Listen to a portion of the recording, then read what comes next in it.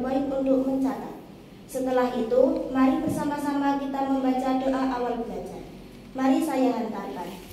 Bismillahirrahmanirrahim.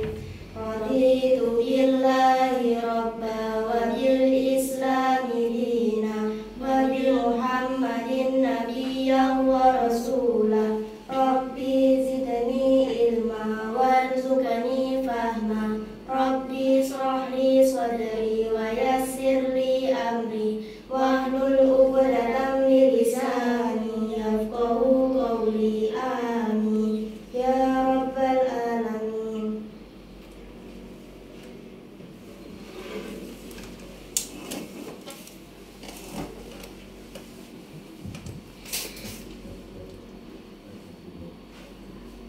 Assalamualaikum warahmatullahi wabarakatuh.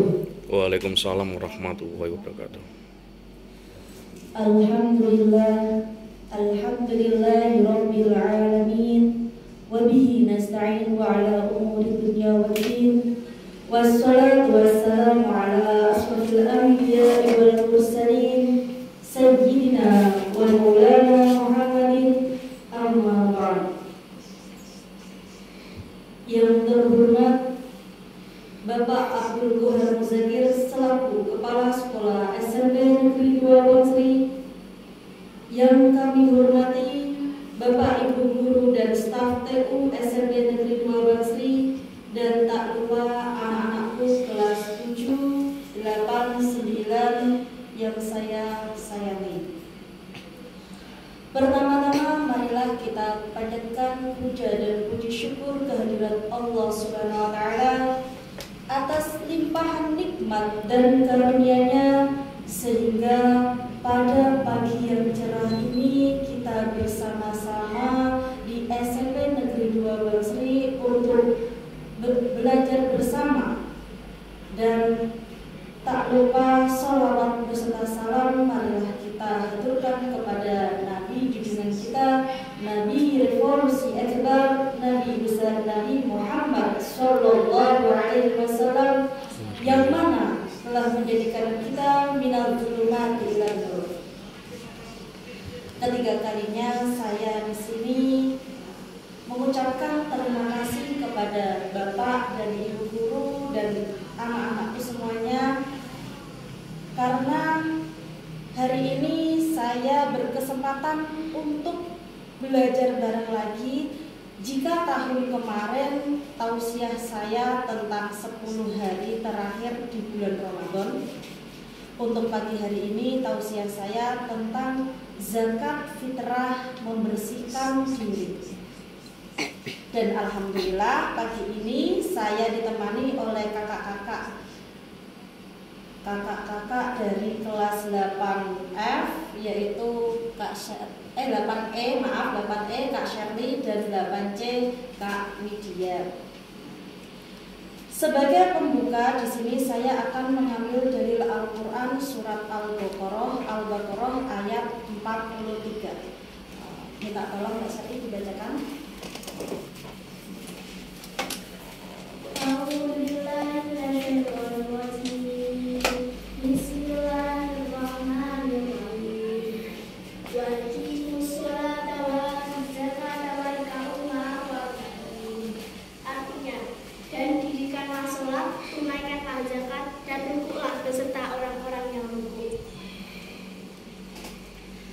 Terima kasih. Tadi yang dibacakan Mbak Shirley itu adalah bacaan dari surat Al-Baqarah ayat 43 yang mana menjelaskan tentang zakat. Nah, sekarang anak-anakku perlu diketahui pengertian dari zakat.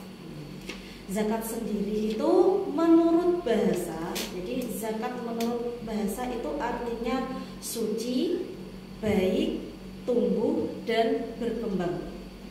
Sedangkan menurut istilah, zakat ialah pengelolaan mengenai takaran harta tertentu yang didapat dari orang yang wajib membayarnya, yaitu namanya muzaki.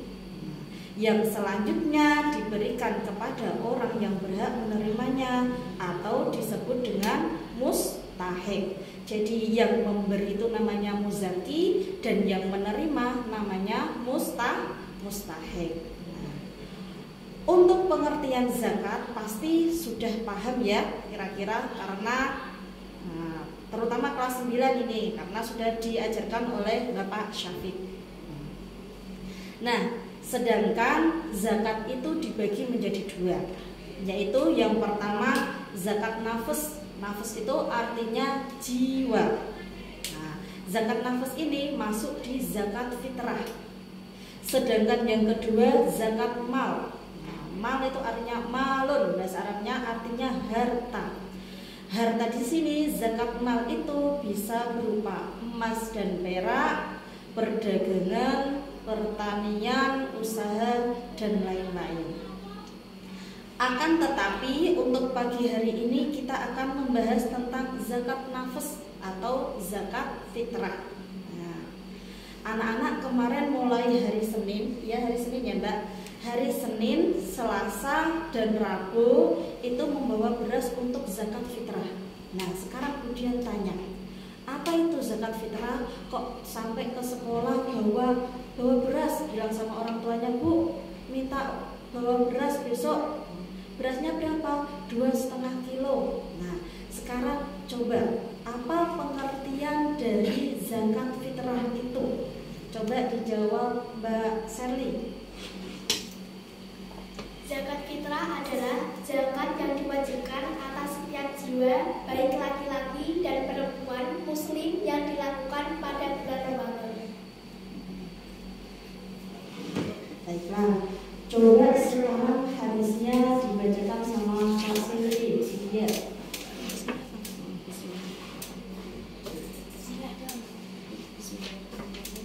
Bismillahirrahmanirrahim.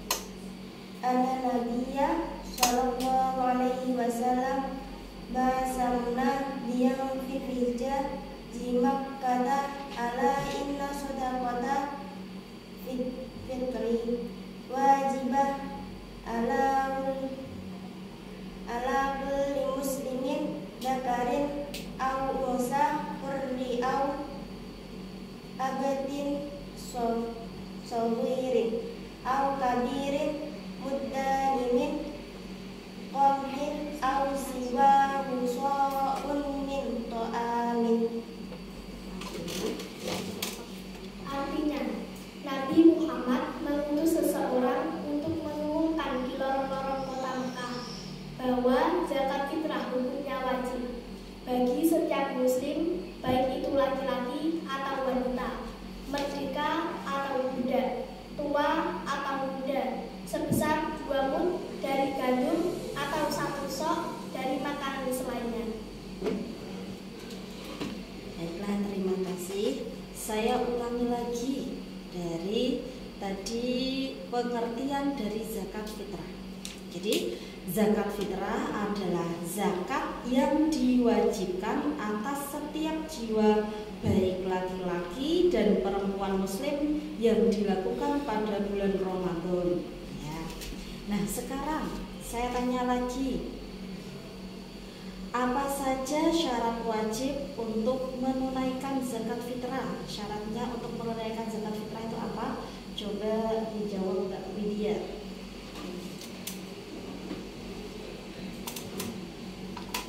Syarat zakat fitrah: 1. Islam dan merdeka. 2. Menemui 2 waktu. 3. Memiliki harta yang cukup. Terima kasih. Nah, saya ulangi lagi. Syarat wajib untuk menunaikan zakat fitrah itu ada 3.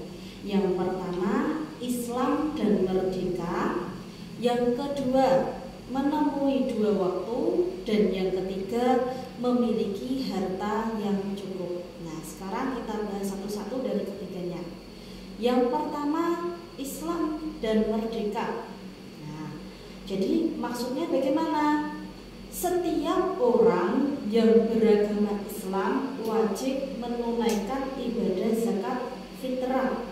Maksud merdeka di sini adalah merdeka secara finansial. Jadi untuk orang yang non muslim itu tidak wajib untuk berzakat. Yang diwajibkan hanya untuk orang Islam dan merdeka secara finansial. Merdeka secara finansial maksudnya orang yang mampu untuk membayar zakat fitrah. Yang kedua, menemui dua waktu. Menemui dua waktu di sini itu zakat fitrah dilaksanakan saat menemui dua waktu di antara bulan Ramadan dan Syawal walaupun hanya sesaat. Maksudnya walaupun hanya sesaat itu dilaksanakan sebelum sholat Idul Fitri maksimal sebelum sholat Idul Fitri. Nah, hukum pelaksanaannya di sini ada wajib, mubah, sunnah, makruh, haram.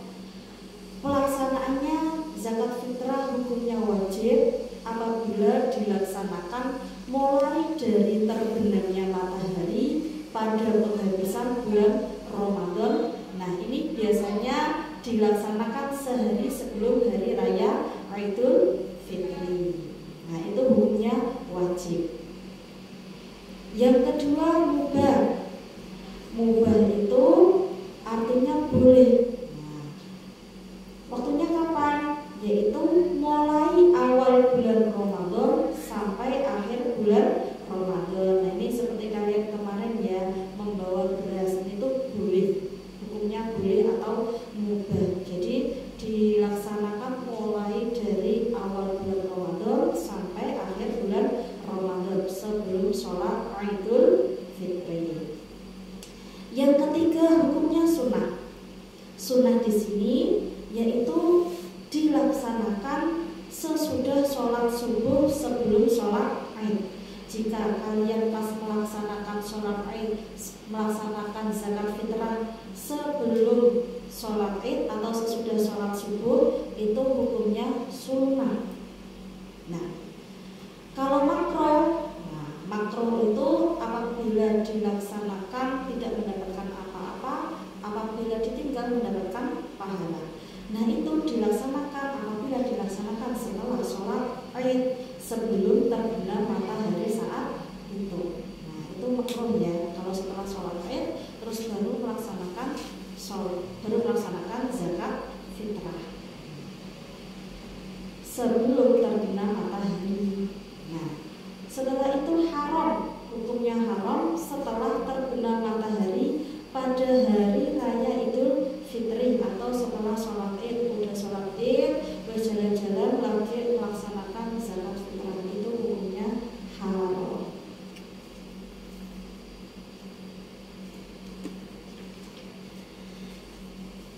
Yang ketiga, nah itu tadi yang kedua. Yang ketiga, memiliki harta yang cukup, yaitu seorang muslim yang wajib membayar zakat fitrah adalah mereka yang memiliki harta cukup untuk dirinya dan orang-orang di bawah tanggungan pada hari raya dan malamnya. Nah, ini apabila kalau seandainya di sini ada pertanyaan, jika seandainya ada seorang yang melahirkan anak pas ketika malam takbir atau pas ketika malam takbiran, nah itu boleh zakat fitrah atau tidak? Ya, wajib untuk zakat fitrah. Yang tidak boleh adalah pas ketika anak tersebut lahir setelah hari raya Idul Fitri. Setelah hari raya terus anak tersebut lahir, itu tidak wajib untuk zakat fitrah. Nah, sekarang berapa besaran yang dikeluarkan? Besarannya tadi di dalam hadis dari Uqbah bin Mukram, yaitu tadi haddatsana Uqbah bin Ramin al-Bashri al-haddatsana Salim bin Nuh an ibni Jurayh an Umar bin Syu'aib an Abi Jaddi anna Nabiyya sallallahu alaihi wasallam ba'atha munadiyan fi fijaji Makkah ala inna shadaqatal fitri wajibahu ala kulli muslimin dzakarin aw untha hurrin aw 'abdin shaghirin aw kabirin muddani min qamhin aw siwa musra'in min ta'am. Nah, tadi dijelaskan dalam hadis tersebut dijelaskan bahwa Nabi Muhammad itu mengutus seorang untuk mengumumkan di lorong-lorong kota Mekah bahwa zakat fitrah hukumnya wajib bagi setiap muslim, baik itu laki-laki atau wanita merdeka atau budak, tua atau muda, sebesar 2 mud dari gandum atau 1 sok dari makanan selainnya. Nah, di sini 1 sok itu sama dengan 2,5 kilo atau 3, liter. Nah, kalau di Mekah itu kan makanan pokoknya itu berupa gandum dan kurma. Akan tetapi di Indonesia menggunakan beras. Jadi boleh kalau seandainya kita membawa beras karena sesuai dengan makanan pokok masing-masing. Nah, sekarang biasanya ada yang membawa uang, Bu. Boleh membawa uang, boleh sesuai dengan jumlah harga dari makanan pokok tersebut. Seandainya kalau sekarang 1 beras itu harganya sekitar berapa? 15 enggak ya? 15. Jadi kalau 15 dikali 2 35, 2,5 kilo berarti sekitar 37.500. 37.500. Nah, sekitar 37.500 itu kalau seandainya menggunakan uang. Nah, untuk membawa uang itu masih dalam perdebatan, ada yang membolehkan dan ada yang tidak. Tapi untuk lebih amannya kita membawa beras dan dibagikan kepada orang-orang yang membutuhkan beras.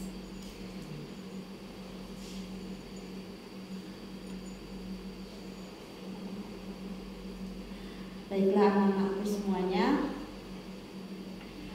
mungkin hanya ini yang bisa saya sampaikan. Semoga Allah senantiasa meridai amal ibadah kita dan memberikan keberkahan serta kemudahan dalam hidup ini. Amin. Sebelum saya tutup, mari kita bersama-sama membaca doa untuk malam Lailatul Qadar, di mana sekarang adalah sudah sampai di malam 25. Semoga Ramadan ini kita bisa berjumpa dengan Ramadan tahun depan dan bisa Allah memberikan rahmat, memberikan keberkahan. Yuk coba dari Allah. Allahumma innaka afuwwun.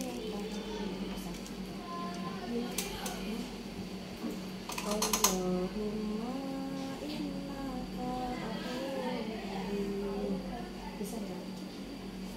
Coba.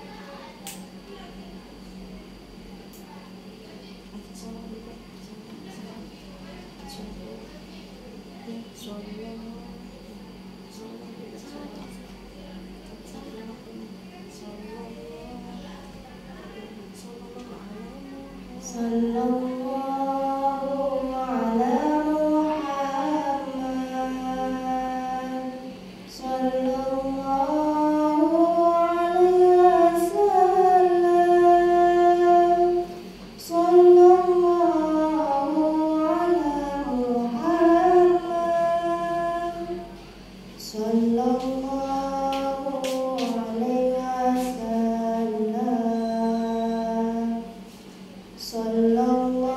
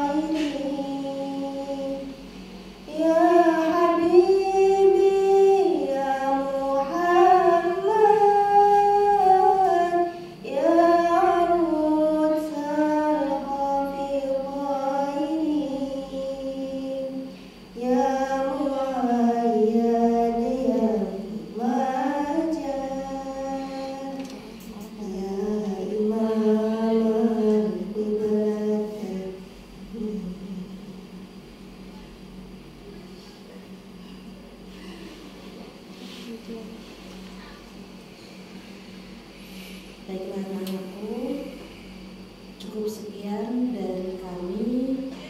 Akhir kalam, Allahumma muwaffiq ila aqwamit thoriq. Assalamualaikum warahmatullahi wabarakatuh. Waalaikumsalam warahmatullahi wabarakatuh.